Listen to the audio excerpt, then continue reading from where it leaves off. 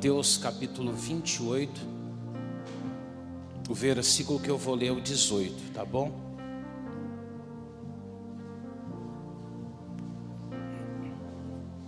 Enquanto Jesus esteve na face da terra materializado, existiam muitas pessoas ali que andaram com Jesus. Por que andaram? Porque não continuaram. Eles tiveram um longo até período caminhando ali com Jesus. Mas quando as coisas se complicaram, uma parte desses deixaram Jesus.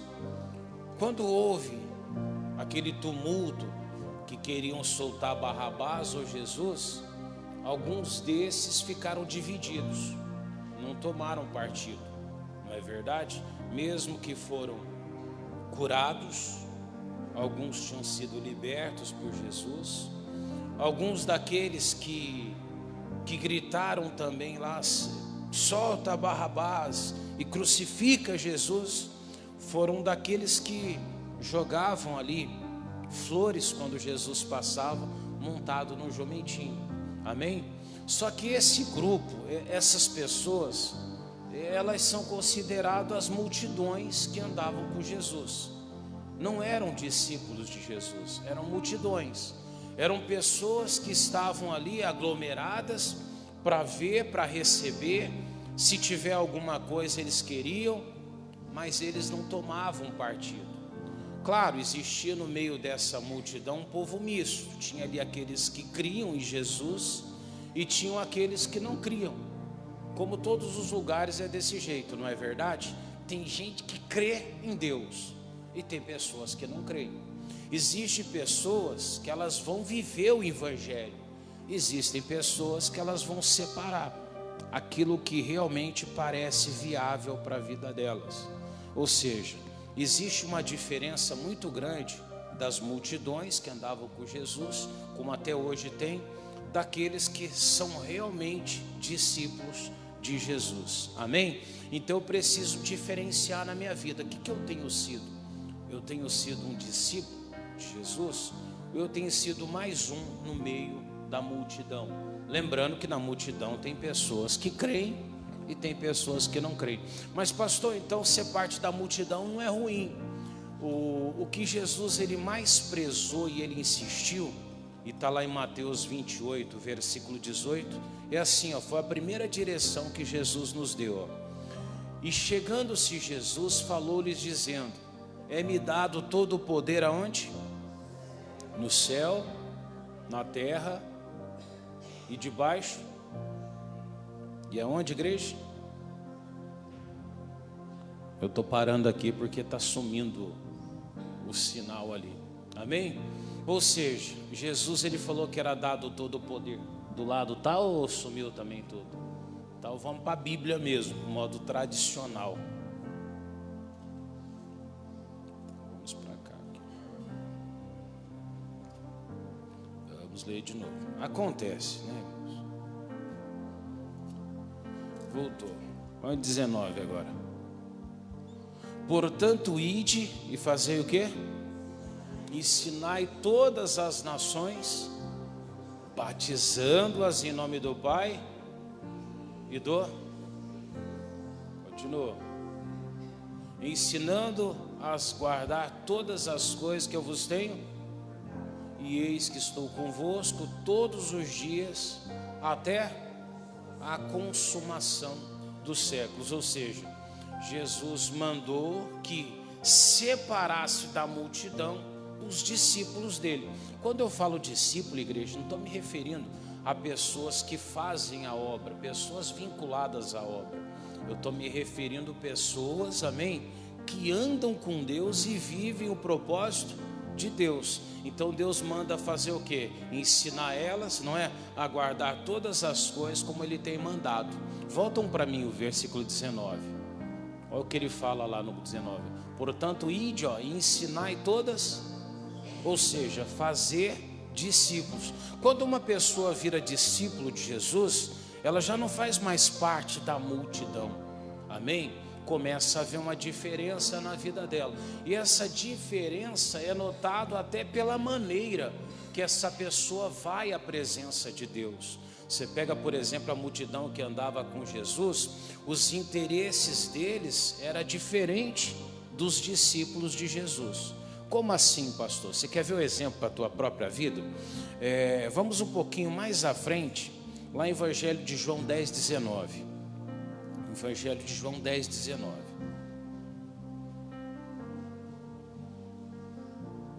No meio daquela multidão, tinha as coisas que eram verdadeiras, mas tinha também aquela aparência, como a gente vê também nesse mundo. Quando fala alguém assim, ó, eu sou evangélico, todo mundo é de verdade evangélico? Não, ele tem uma aparência, não é, de alguém que é evangélico, e tem aqueles que são realmente evangélicos, não é? Tem pessoas que elas vão dizer assim, vou pegar exemplo aqui, ela fala, sou católica. Ela nunca pisou dentro de uma igreja católica, e ela diz também que ele é católica. Tem pessoas que diz que é cristão, ele nunca praticou um versículo, não conhece uma palavra da Bíblia, diz que é cristão. E tem aqueles que realmente são, amém? Então, em todos os segmentos, você tem aquelas pessoas que ela cria uma aparência, não é? E tem aquelas que realmente vivem o evangelho. É diferente, ou vive aquela situação da qual ela se declara. Aí diz assim, ó, no 19, ó, e tornou, pois, a haver divisão entre os judeus por causa dessas palavras. Ou seja, Jesus trazia a palavra, amém? E ensinava a elas. No meio daquele grupo grande, havia pessoas que não concordavam, e havia aquelas que concordavam. E no meio daquele povo grande, ficavam ali um dilema, não é? Ah, eu concordo, o outro não concorda. E às vezes você vê isso dentro da tua casa. Você vê às vezes conversando com um crente que você conhece, talvez se senta do seu lado. E às vezes ela ouve, ela vê um versículo da Bíblia. Quando eu falo, ela ouve o que é pregado dentro da Bíblia, amém? E ela diz, eu não concordo com isso. Por que ela não concorda? Porque aquilo ali, de alguma forma, traz para ela algum tipo de incômodo. E a verdade, ela tem que causar incômodo, tem ou não tem? Se você entrar dentro da igreja, você ouvir a palavra, e isso não mudar nada, não significar nada para você, se não causar nenhuma diferença, você está perdido. Não é um evangelho para você. Como assim, pastor? Imagina que você vai, faz um almoço, e você senta na mesa, você se alimenta, e quando você levanta, o estômago chega a roncar de fome. Tem alguma coisa estranha, não tem? Como que pode alguém que acabou de se alimentar, não é? Normalmente deveria causar até um certo incômodo nela da comida que ela acabou de se encher, não é? Mas se ela saísse indiferente, vazia, seria estranho isso. Uma pessoa que ela tem sede, ela bebe água, e a sede dela não vai embora. Quando acontece isso, alguma coisa está errado, não é verdade? Eu conheci um cidadão que ele bebia uns 12 litros de água por dia, e ele dizia que estava com sede. Aí você vai falar, pastor, ninguém bebe 12 litros. Ele bebia, ele catava uma garrafa de 2 litros de água, ele virava de uma vez, e víamos ele fazer isso 4 ou 5 vezes. Nós vimos, fora aquele tempo que a gente não via ele. Um dia o médico falou para ele, você vai ter não vou falar o nome, vou arriscar aqui não, mas é alguma coisa lá de pôr não sei o que lá, que fala, é uma palavra meia grande. Queria ter ali um tipo de, seria como se desidratasse ele em partes que não poderia do corpo, que é feito de água. Então seria excessivo para ele. Então ele não podia. Você vê, até água demais causa algum tipo de problema. Está vendo como é que é? Então ele poderia até um dia ter um problema, que já estava acontecendo com ele. Mas onde que eu quero chegar? Tem que haver uma mudança. Então tudo que você vê da Bíblia é sagrado. Quando chega na tua vida, aquilo ali vai te incomodar, a igreja. E não precisa um pastor ensinar a falar. Você lendo, ele vai ter que causar dentro de você um incômodo. A palavra de Deus, ela é assim. Por isso que ela muda você, ela transforma você. Por isso que ela te leva a viver uma diferença. Então, coisas que talvez um remédio, uma disciplina não conseguiu na tua vida, a palavra ela consegue, porque ela te incomoda. E é como a luz, ela ilumina você de dentro para fora. Ou seja, não precisa nem ninguém mostrar para você. Você olha para a tua vida, aquilo ali vai causar em você um incômodo. Isso é ruim? Não, isso é bom. E enquanto houver esse incômodo dentro de você, significa que você tem temor de Deus. O dia que você abrir a Bíblia, você ler algo e aquilo não te incomodar mais, você pode não concordar comigo, mas você já está perdido naquela hora. O dia que você ouvir aquela palavra, que ela confronta a sua maneira de viver, e você não se importa, você pode ter certeza, você já saiu totalmente da presença de Deus. Pastor, então a palavra vai incomodar? Sempre que alguém ouvir a palavra tem que incomodar ela, e ela não vai resistir à palavra. Quando ela resiste, é sinal que ela não está vivendo a palavra. Então, no meio das multidões que andavam atrás de Jesus, tinha aqueles que entravam em divisões por causa da palavra. Pastor, mas e os discípulos de Jesus, aquele que anda com Jesus, o que acontece com essas vidas?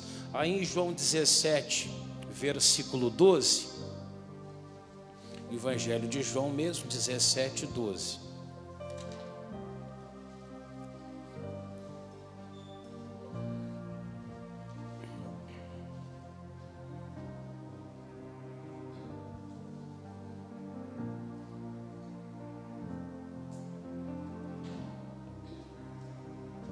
A multidão, você viu lá, eles estavam divididos, não era? Um povo misto, um povo que cria e outro que não cria, ou seja, alguns se perdiam e outros não. Quando você se torna um discípulo de Cristo, olha o que ele diz lá, ó, estando eu com eles, Jesus está orando ao Pai, tá bom, igreja? Tenho guardado aqueles que tu me deste, e nenhum deles se perdeu, senão quem? O filho da perdição, para que se cumprisse o quê? Quando você é discípulo de Jesus, é diferente de você ser da multidão. Daquela multidão que andava com Jesus, quantos se perderam? Pastor, muitos se perderam. Foi ou não foi?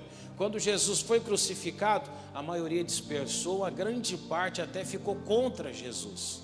Uma grande parte deles até quiseram que Barrabás fosse solto e Jesus fosse crucificado. Amém? Se perderam muitos.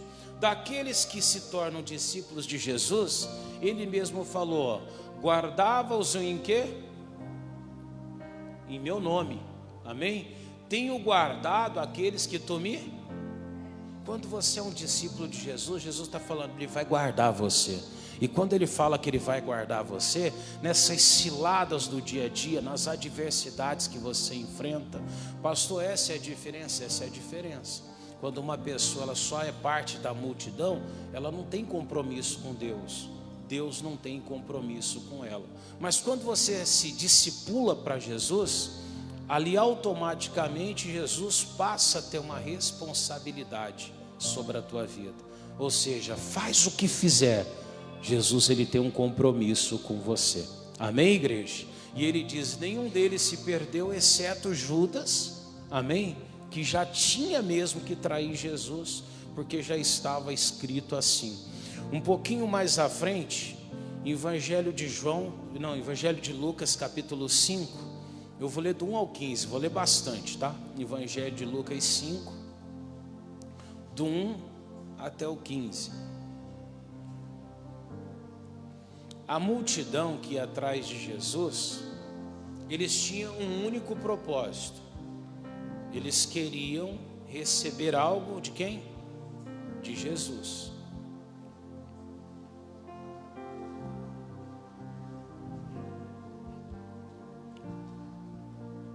Prontinho? Posso ler? Olha o que diz ali, já começa assim, ó. E aconteceu que apertando o quê? A multidão, para ouvir a palavra de Deus, estava ele junto ao lago de Genezaré. 2. E viu estar 2 barcos junto à praia do lago, os pescadores, havendo descido deles, estavam lavando as redes. 3. E entrando num dos barcos, que era o de Simão, pediu que afastasse um pouco da terra, e assentando-se ensinava do barco a quem? A multidão. E quando acabou de falar, disse a Simão: faze-te ao mar alto, lançai as vossas redes para pescar. 5. E respondendo Simão disse: mestre, havendo trabalhado toda a noite, nada apanhamos, mas por que mandas? Lançarei a rede. 6. E fazendo assim, colheram grande quantidade de peixe, rompia-lhes a rede. 7. E fizeram sinal aos companheiros do outro barco para que fossem o ajudar. Foram, encheram ambos os barcos, de maneira tal que quase iam a pique, naufrágio, né? E vendo isso, Simão Pedro prostrou-se aos pés de Jesus, dizendo: Senhor, ausenta-te de mim, porque eu sou um homem pecador.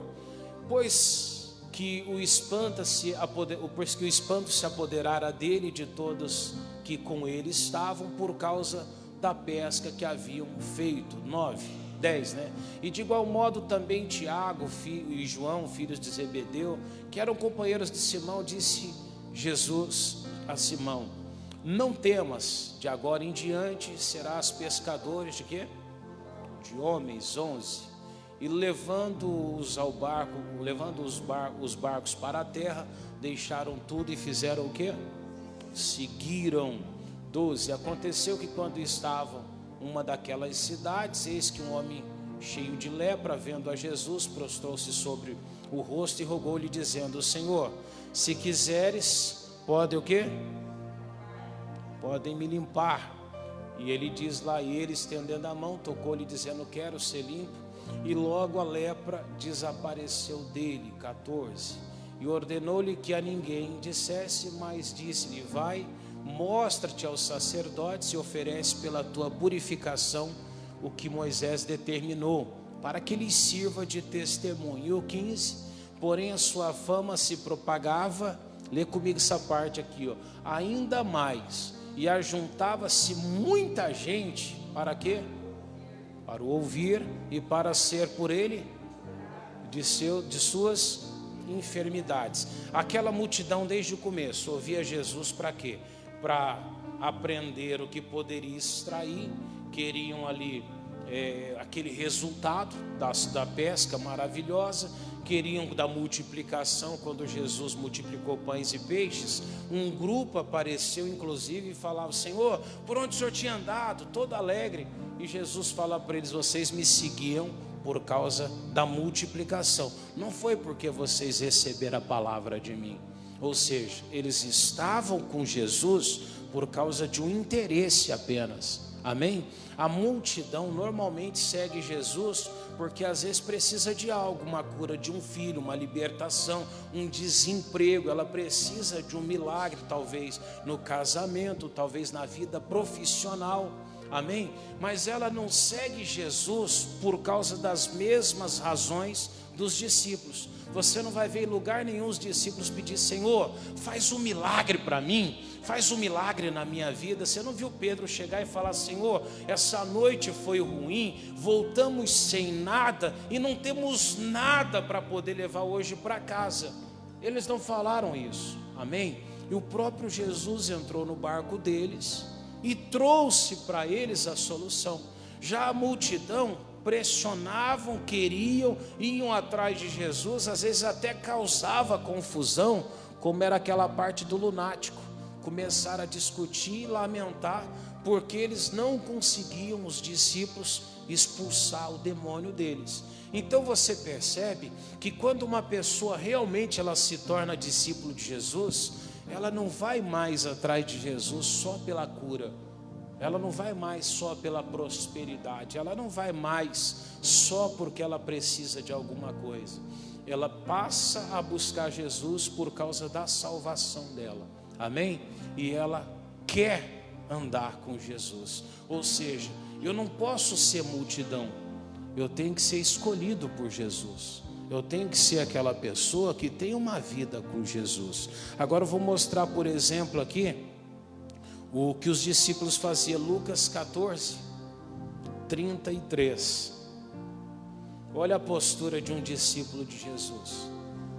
Você está no mesmo livro aí, 14, 33. A multidão ia atrás de Jesus por causa dos benefícios. Os discípulos iam atrás de Jesus por causa disso. Eles iam para negarem a si mesmo. Posso ler? Assim, pois, qualquer de vós que não renuncia o quê? A tudo quanto tem, não pode ser meu. Você percebeu essa palavra? A palavra para o discípulo de Jesus, ele é diferente, não era? Ele tinha que estar disposto a renunciar a tudo. Quando ele fala renunciar a tudo, não é que ele não ia ter nada, mas eram pessoas que não poderiam estar realmente presas a alguma coisa. Até porque para onde um discípulo de Jesus deve ir, não tem como você levar nada desse mundo. Então você não consegue levar. Então aquela pessoa que ela entra no guarda-roupa dela, tem 50 blusas de frio. Ah, eu quero ter uma para cada não sei. Não vai levar nada disso, vai? Não vai servir. Ah, mas eu tenho tal carro, eu tenho tal casa. Você deve ter, é importante ter conforto, porque Deus te dá essas condições. Mas isso não pode criar um vínculo com você. Por quê, pastor? Porque você não vai levar isso. Amém? São acessórios para o dia de hoje. Para quando você estiver aqui. Queira sim, viva o melhor aqui. Mas não seja apegado ao ponto de não conseguir se desprender. Tem gente que lamenta. Eu vi um cidadão sentado outro dia, chorando, lamentando. Quando eu falo sentado, é assim, não foi por pessoalmente, foi por vídeo, né? Conversando, mas ele ali lamentando que ele perdeu casa, perdeu carro, perdeu não sei o que, por causa de uma adversidade que ele enfrentou. E eu falei para ele assim: mas você já não fez isso uma vez na tua vida? Levanta de novo. Do jeito que perdeu, a velocidade que foi, Deus pode trazer tudo de volta. Ah, não, mas agora eu não sei, estou pensando em dar um fim na minha vida por causa de carro, por causa de propriedade. Você vê?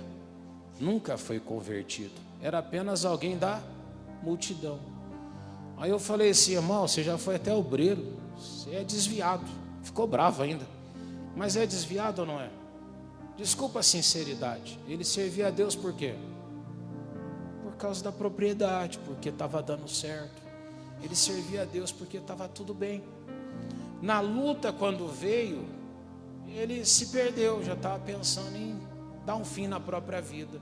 Aí eu fico pensando, se ele fosse do tempo dos apóstolos, que eles se desfaziam do que tinham, não é? Para poder se manterem apenas vivos e ganhando almas, ele nem teria sobrevivido aquele tempo. Mas você vê, a salvação dele dependia do que ele poderia usufruir. Uma pessoa que faz assim, por mais que ela pareça uma boa pessoa, ela não é uma boa pessoa. Desculpa falar isso, mas é uma pessoa que vai tratar mal um filho, a família vai ser mesquinha, porque ela é apegada àquilo que ela tem. Você está entendendo? Então ela vai ser uma pessoa que ela vai se sentir mais forte por causa daquilo que está amparado à volta dela. Amém? Aquilo que ela está ligado, ou seja, ele tem um bom carro, então ele é uma boa pessoa, é forte. Mas se ele não tem, ele é uma pessoa caída, prostrada.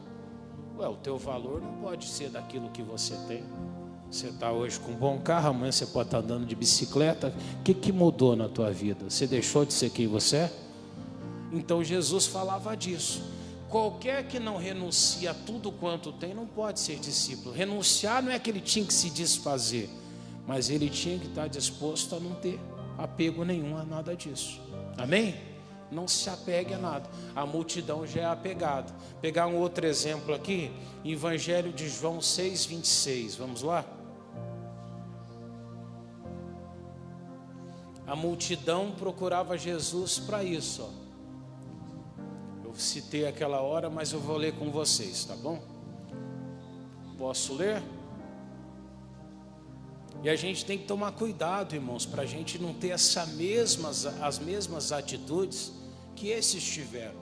Olha, Jesus respondeu e disse-lhes: na verdade vos digo que me buscais não pelos sinais que... Ou seja, não é porque você viu que ele era de Deus, mas porque comeste do pão e vos... Ou seja, eles buscavam Jesus para poderem o quê? Comerem e apenas serem o quê? Prósperos. Eles queriam então a prosperidade, a multiplicação que Jesus fazia. Era só essa razão. Eles não queriam andar com Jesus, eles não queriam ganhar almas, eles não queriam que pessoas fossem salvas. Eles queriam descobrir como que Jesus fazia aquilo ali. Imagina, você tem uma padaria, não é? Você faz um pão e multiplica ele, e você vende lá 20 mil pães através daquele um. Seria um bom negócio para eles, não seria? Só que Jesus não era bobo, irmão. Quando eles vêm atrás de Jesus, Jesus já falou: vocês estão me buscando para isso. Amém? E os discípulos, pastor, o que muda em relação aos discípulos? Mateus 19, 27. Mateus 19, o versículo 27. Olha como que é o discípulo.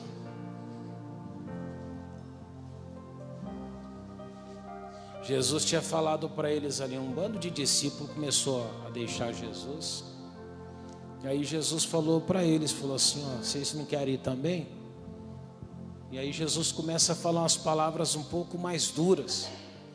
Em um certo momento Pedro diz, então Pedro, tomando a palavra, disse-lhe: eis que nós o quê? Deixamos tudo e que receberemos?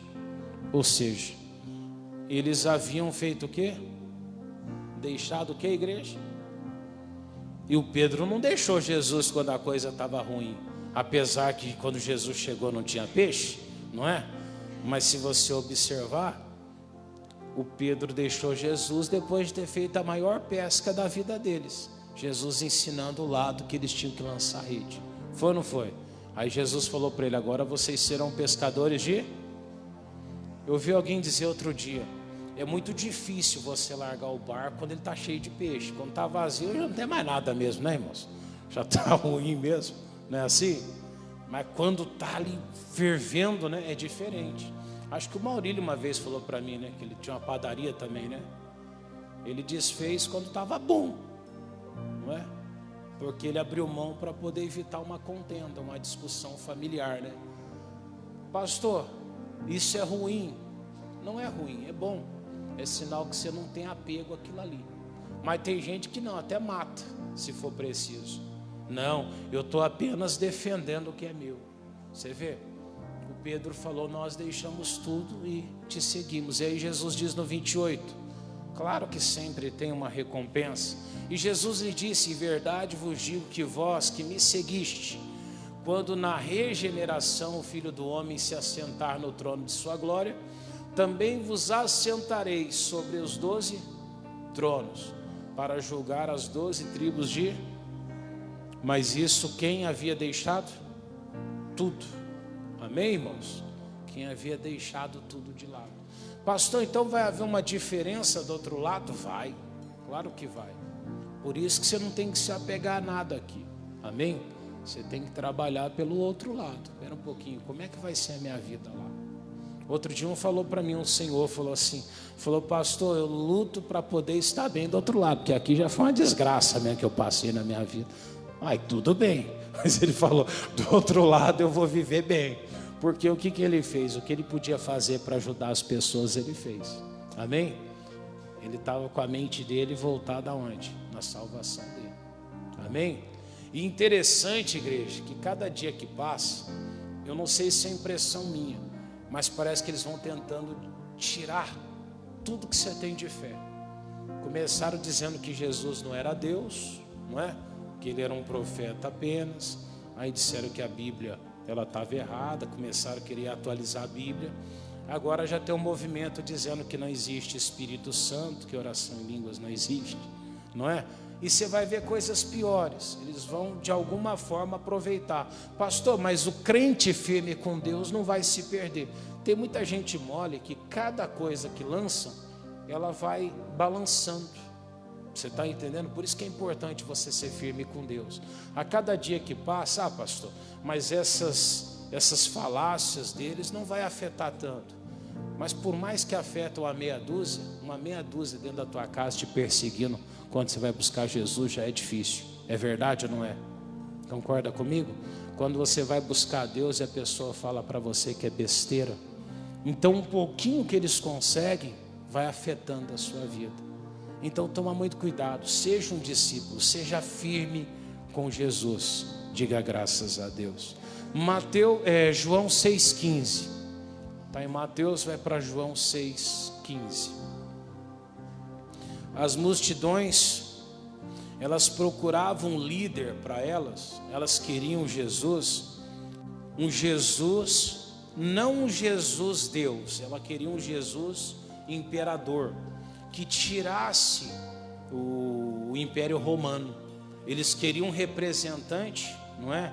Que tivesse ali uma capacidade para de alguma forma ali destruir o Império Romano, amém? Livrar eles do Império Romano, ou seja, eles não queriam estar debaixo do jugo do Império Romano, então eles esperavam um líder, amém? Como se fosse um presidente, um rei que fizesse isso. Jesus não veio para contender a respeito do Império Romano, Jesus veio para livrar eles das garras do diabo e do pecado, amém?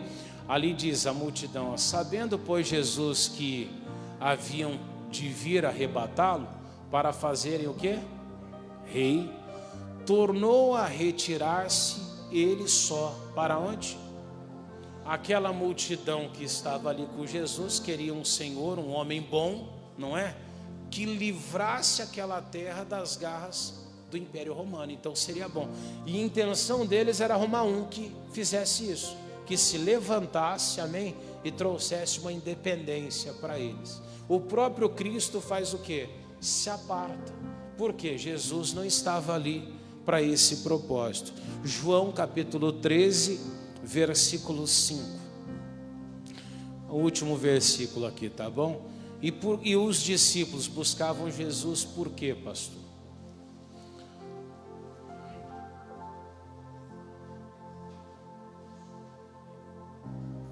Depois pôs água numa bacia e começou o quê? A lavar os pés dos discípulos e a enxugar-lhes com a toalha com que estava cingido. 6. E aproximou-se, pois, de Simão Pedro e disse: Senhor, tu lava os pés a mim? 7. E respondeu Jesus e disse: o que eu faço não sabes tu, não sabes agora, mas tu saberás depois. 8. E disse-lhe Pedro: nunca me lavarás os pés. E respondeu Jesus: se eu não te lavar, não tens parte comigo. 9. E disse-lhe Simão Pedro: Senhor, não só os meus pés, mas também as mãos e a... Ou seja, eu quero ter parte com o Senhor. Só que o Pedro falou que nunca ele lavaria os pés, porque naquele tempo, o pior cargo, o pior trabalho que poderia fazer, o trabalho que era lançado para humilhação, era quem lavava os pés de quem entrava no lugar. Então aquele funcionário de uma casa que não prestava, que era ruim, que dava mau exemplo, ele ficava onde? Na parte de lavar. Então era a coisa mais humilhante que poderia ter naquele tempo, amém? Os que estavam melhores trabalhavam em outras áreas. Por que que Jesus fez isso? Aquele era o mais degradante. Então ele foi lá e falou: eu vou dar o quê? O exemplo. Ou seja, os discípulos buscavam o quê? O esvaziamento que havia no mestre deles, em Jesus, amém? Para que pudesse ganhar as pessoas. Por que que Jesus fez isso? Para que através da humildade dele, outras pessoas pudessem ser alcançadas. Jesus podia mandar descer fogo do céu e acabar com todo mundo, mas Jesus fez o quê? Procurou servir a todos, amém? Os discípulos é assim: ah, pastor, isso aí é humilhante, aquilo ali não se faz. Isso é de Deus. Costumamos dizer assim, que nós nascemos de novo, que não vivemos mais nós, mas Cristo vive em nós. Por que que a nossa carne está gritando tanto então? Por que que nos ofendemos tanto? Por que que te agride tanto a postura de alguém pecador? Por que que aquilo te indigna tanto? Ah, mas ela virou a cara para mim. Tudo bem, cuspiram em Jesus, cuspiram nele, não foi? Teve um que esbofeteou Jesus no rosto. Você já parou para pensar esse cidadão no dia do julgamento diante de Jesus? Foi ele que esbofeteou Jesus no rosto. Você imagina? Você não viu Jesus ter um ataque ali na frente, né? Começar a berrar, gritar, ameaçar. Não fez. E os discípulos receberam isso dele. O Estevão foi apedrejado até a morte. Sabe o que o Estevão fez quando ele estava morrendo?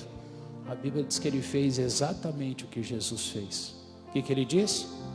Pai, perdoa porque não sabe o que faz. Você vê, a multidão queria usufruir, os discípulos queriam de alguma forma a salvação das outras pessoas. Essa é a diferença de quem é multidão e de quem é um discípulo. Nós fomos chamados para ser o quê?